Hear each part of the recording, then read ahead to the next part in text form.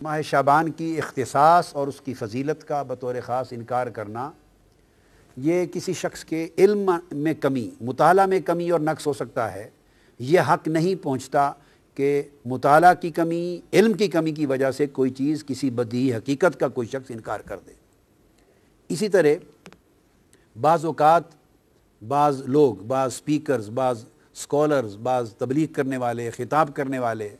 بے دھڑک کہہ دیتے ہیں کہ شب برات کی کوئی حقیقت نہیں ہے، اور 15 شعبان معظم یعنی شعبان کے نصف شب کی، جو نصف شعبان کی اس مبارک رات کی کوئی فضیلت، کوئی اہمیت اور کوئی تخصیص نہیں ہے، بے دھڑک بیان کر دیتے ہیں۔ یہ بھی سراسر زیادتی، اسلام پر زیادتی اور اپنی جہالت پر پردہ ڈالنے کے مترادف ہے۔ حضور علیہ السلام نے فرمایا کہ آدھا علم ہے اپنی لا علمی کا اقرار کر لینا۔ اگر کسی کے علم میں ایک چیز نہیں ہے اور وہ کہے کہ میرے مطالعہ میں نہیں گزری، تو یہ بڑی تقویٰ کی بات ہے، اچھی بات ہے۔ اہل علم کا شیوا ہے کہ یوں کہے کہ میرے علم میں نہیں آئی، میرے مطالعہ میں نہیں آئی۔ یہ حق نہیں پہنچتا کہ اس کی کوئی حقیقت نہیں۔ حضور علیہ السلام نے فرمایا، اور یہ سنن نسائی میں ہے، جس میں آقا علیہ السلام نے فرمایا اس مہینے میں اعمال اٹھائے جاتے ہیں اللہ کے حضور ماہ شعبان میں، اور میں مسلسل روزے اس لیے رکھتا ہوں کہ میں محبت کرتا ہوں کہ میرے اعمال ماہ شعبان میں اللہ کے حضور پیش ہوں تو میں صائم ہوں، یعنی روزہ دار ہوں۔ اسی ضمن میں اگلی حدیث پیش کر رہا ہوں، جسے مسند ابو یعلا میں امام ابو یعلا نے روایت کیا ہے، اور ایسی سند کے ساتھ کہ جو سند متعون نہیں ہے، جس پر تان نہیں ہے جس سند پر، اور وہ بھی ام المومنین حضرت عائشہ صدیقہ رضی اللہ تعالیٰ عنہ روایت کرتی۔ آقا علیہ السلام نے فرمایا ان النبی صلی اللہ علیہ وآلہ وسلم کان یصوم شعبان کلہ، آقا علیہ السلام پورا ماہ شعبان روزے رکھتے۔ قالت قلت یا رسول اللہ صلی اللہ علیہ وسلم احب الشہور الیک ان تصومہ شعبان، سارے مہینوں سے زیادہ روزے رکھنے کے اعتبار سے رمضان کے بعد آپ کو ماہ شعبان اتنا کیوں پسند ہے، اتنا محبوب کیوں ہے؟ یہاں آقا علیہ السلام نے دوسرا جواب دیا، یعنی ماہ شعبان کی دوسری فضیلت بیان فرمائی۔ فرمایا ان اللہ یکتب فیہ علی کل نفس میتۃ تلک السنۃ فاحب ان یاتینی اجلی وانا صائم۔ فرمایا کہ اے عائشہ، اس مہینے ہر وہ شخص میتہ، ہر وہ شخص جو مرنے والا ہے، جس پر موت آنی ہے، ہر مرنے والے شخص کی اس سال میں اللہ تبارک و تعالیٰ وہ شخص لکھ دیا جاتا ہے۔ یعنی جس شخص کی 15 شعبان معظم کے بعد، اس مہینے کے بعد اگلے سال کے ماہ شعبان تک جس شخص کے لیے موت مقدر کر دی گئی ہے، لکھ دی گئی ہے، اور ملک الموت نے اس کی روح کو اگلے سال میں آ کے قبض کرنا ہے، آقا علیہ السلام نے فرمایا تو اس سال میں یہ لکھ دیا جاتا ہے کہ یہ لوگ ہیں جن کی روح اس سال میں قبض کی جائے گی۔ آقا نے فرمایا فأحب ان یأتینی اجلی وانا صائم، تو میں چاہتا ہوں کہ میری اجل جب آئے، یعنی میری اجل کا وقت جب لکھا جائے تو میں اس وقت روزے کی حالت میں ہوں، میں پسند کرتا ہوں اس بات کو۔ تو آقا علیہ السلام نے اس کی ایک اور فضیلت بیان کی، اور امام ترمذی نے حضرت انس بن مالک رضی اللہ تعالیٰ عنہ سے اپنے اسناد کے ساتھ روایت کی۔ آقا نے فرمایا کہ افضل صوم بعد رمضان شعبان لتعظیم رمضان، کہ رمضان کے بعد سب سے افضل روزے شعبان کے ہیں، اس لیے کہ شعبان کی تعظیم رمضان کی وجہ سے ہے، یا شعبان کی فضیلت رمضان کی وجہ سے ہے۔ اب ان دو حدیثوں کے بعد میں اس وقت نصف شب رمضان کے موضوع پر ترمذی شریف کی طرف آ رہا ہوں۔ صحیح بخاری اور صحیح مسلم سے عمومی شعبان کی فضیلتیں بیان ہو چکی، اب صحیح سیاہ ستہ کی معتبر کتاب جامع ترمذی، سنن ترمذی، اس کی طرف آ رہے ہیں۔ اس کا باب 39۔ اب وہ لوگ اس پر توجہ کریں جن کا یہ خیال ہے کہ شب برات کا اور 15 شب شعبان کا کوئی وجود، کوئی حقیقت اور کوئی فضیلت اور کوئی تخصیص نہیں ہے۔ انہیں چاہیے کہ کتب حدیث کھول کے پڑھیں، یا اساتذہ کے پاس، شیوخ کے پاس زانو تلمذ طے کریں قبل اس کے کہ وہ جھوٹے فتوے جاری کریں جہالت پر مبنی۔ باب 39 امام ترمذی نے باب قائم کیا ہے، باب ما جاء فی لیلۃ النصف من شعبان، 15ویں شب شعبان کی فضیلت میں باب قائم کیا امام ترمذی نے، اور عنوان ہی یہ شب نصف شعبان قائم کیا اس عنوان کے ساتھ۔ اور آگے پھر امام ترمذی نے حدیث نقل کی ہے،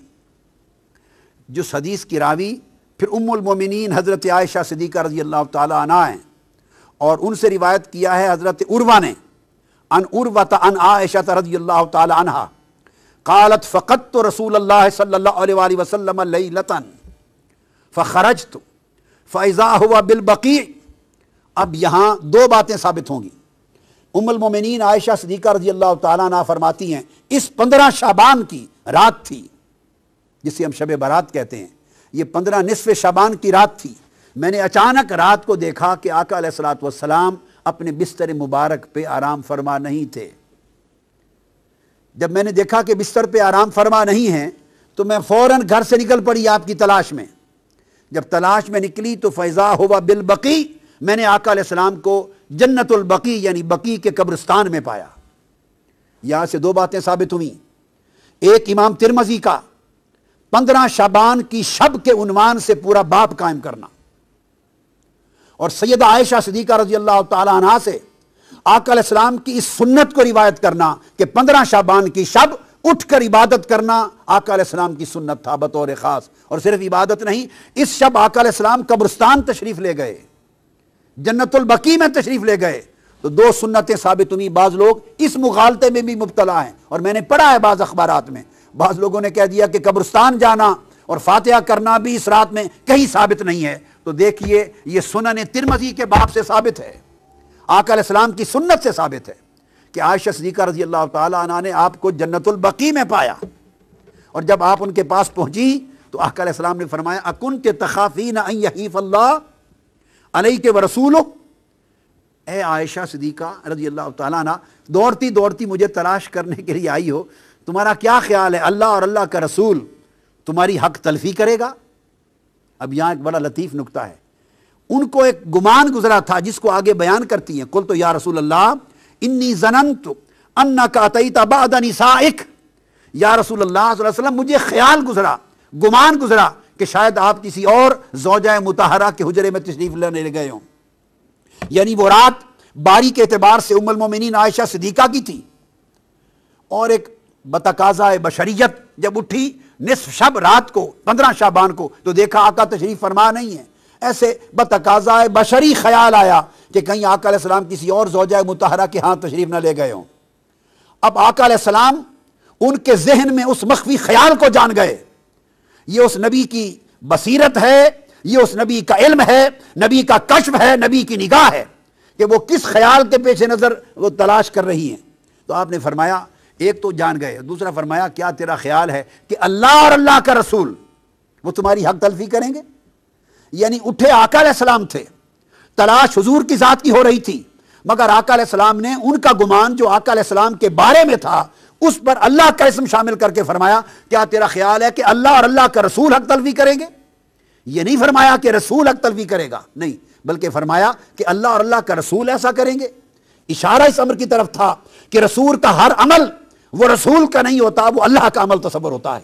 اور رسول کی نسبت سوء ظن اللہ کی نسبت سوء ظن ہوتا ہے، رسول کا ادب اللہ کا ادب ہوتا ہے، اور رسول سے حسن ظن اور حسن ادب اللہ کے ساتھ حسن ظن اور حسن ادب ہوتا ہے۔ یہ مقام رسالت کا بھی اشارہ فرما دیا۔ انہوں نے جب عرض کیا یا رسول اللہ مجھے یہ گمان گزرا کہ شاید آپ کسی زوجہ مطہرہ کے ہاں تشریف نہ لے گئے ہوں، تو اس پر آقا علیہ السلام نے فرمایا نہیں، بات یہ ہے عائشہ فقال ان اللہ عز وجل ینزل لیلۃ النصف من شعبان،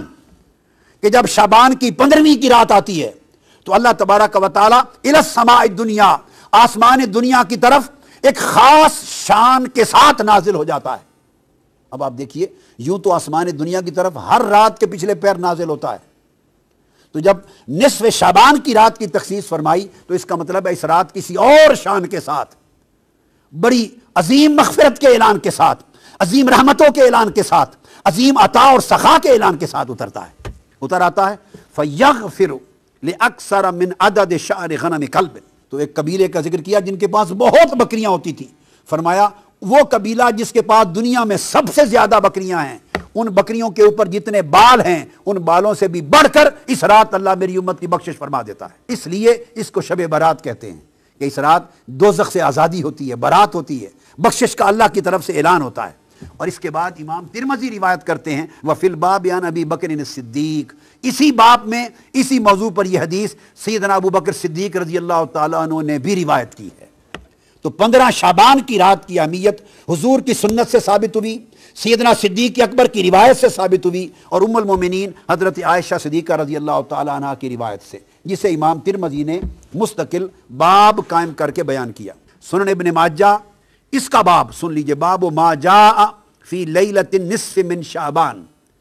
15ویں شعبان کی رات کے بارے میں بیان، یہ امام ابن ماجہ نے روایت کیا، اور یہ روایت کرتے ہیں سیدنا علی ابن ابی طالب رضی اللہ تعالیٰ عنہ سے۔ اب وہ راوی ہیں سیدنا مولا علی مرتضیٰ روایت کرتے ہیں، قال قال رسول اللہ صلی اللہ علیہ وآلہ وسلم اذا کان لیلۃ النصف من شعبان۔ اب وہاں حضور علیہ السلام کی سنت کا بیان تھا کہ اٹھ کر 15 شعبان کی شب کو عبادت کرنا اور بطور خاص بقیع میں قبرستان میں جا کر مرحومین کی بخشش کے لیے بھی دعا کرنا اور اپنی اللہ کے حضور اپنی التجائیں بھی کرنا اور آخرت کو بھی یاد کرنا، یہ ایک سنت تھی۔ اسی سنت کے تحت اس شب مسلمانوں کی بھاری اکثریت قبرستان جا کے فاتحہ خوانی کرتے اور اپنی آخرت اور موت کو یاد کرتے ہیں، یہ آقا علیہ السلام کی سنت ہے۔ اب اس کے بعد سیدنا مولا علی المرتضیٰ عن علی ابن ابی طالب رضی اللہ تعالیٰ عنہ، آقا علیہ السلام نے فرمایا کہ جب شعبان کی 15ویں رات آتی ہے تو آقا فرمایا فقوموا لیلہا وصوموا نہارہا، جب 15ویں شعبان کی شب آئے، شب برات، تو لوگوں اس رات قیام کیا کرو، نوافل پڑھا کرو، عبادت کیا کرو، اور اس کے دن کو یعنی 15ویں شعبان کے دن کو روزہ رکھا کرو۔ کیوں؟ پھر آقا علیہ السلام نے سبب بیان کیا، فرمایا فإن اللہ ينزل فيها لغروب الشمس الى سماء الدنیا۔ اب فرق یہ ہے ہر رات اور 15ویں شعبان کی رات میں فرق یہ ہے، ہر رات اللہ تعالیٰ نصف شب کے بعد جب آخری حصہ رات کا ایک تہائی رہ جاتا ہے تو آخر شب اپنا نزول اجلال فرماتا ہے، نزول رحمت فرماتا ہے، اور اس وقت آسمان دنیا پہ آ کے بندوں کی بخشش کے لیے ندا فرماتا ہے، یہ آخر شب ہے۔ اور 15 شعبان کی رات کی خصوصیت یہ ہے، آقا نے فرمایا ینزل فیہا لغروب الشمس الی سماء الدنیا، کہ ادھر سورج غروب ہوتا ہے 14ویں شعبان کا، تو غروب آفتاب کے ساتھ ہی اللہ تعالیٰ آسمان دنیا پر اپنی شان قدرت کے ساتھ نزول اجلال فرماتا ہے، اور طلوع فجر تک اللہ تعالیٰ انسانوں کے قریب آسمان دنیا پر آ کر لوگوں کی بخشش و مغفرت کا سامان فرماتے رہتے ہیں۔ فیقول، اور اللہ پاک فرماتا ہے الا من مستغفر لی فاغفر لہ۔ 15 شعبان کی شب اللہ پاک غروب آفتاب کے بعد سے اعلان فرمانا شروع کرتے ہیں، ہے کوئی مجھ سے استغفار کرنے والا، گناہوں کی معافی مانگنے والا، سو میں اس کو معاف کر دوں۔ الا مسترزق فارزقہ، ہے کوئی مجھ سے رزق طلب کرنے والا، سو میں اس کے رزق میں وسعت عطا کر دوں۔ الا مبتلا فاعافیہ، ہے کوئی مصائب و آلام میں مبتلا شخص مجھ سے مانگے سو میں اس کو عافیت عطا کر دوں۔ الا قضا الا قضا، ہے کوئی ایسا شخص، ہے کوئی ایسا شخص، یہ کہہ کے اللہ پاک اعلان فرماتا رہتا ہے اور اپنی عطا اور سخا کے دامن کو پھیلاتا رہتا ہے حتیٰ یطلع الفجر، حتیٰ کہ فجر طلوع ہو جاتی۔ یہ امام ابن ماجہ نے باب قائم کیا، کثرت کے ساتھ اس سبجیکٹ پر احادیث آئی ہیں اور ائمہ حدیث نے ابواب قائم کیے ہیں کہ یہ گمان کرنا کہ اس کی کوئی حقیقت اور بنیاد نہیں، یہ سوائے جہالت اور لا علمی کے اور کتب حدیث اور ذخیرہ حدیث سے بے خبر ہونے کے اور کسی چیز پہ دلالت نہیں کرتی۔ سب سے پہلے نئی ویڈیوز کو حاصل کرنے کے لیے شیخ الاسلام ڈاکٹر محمد طاہر القادری کے آفیشیل یوٹیوب چینل کو سبسکرائب کریں اور بیل آئیکن کلک کریں۔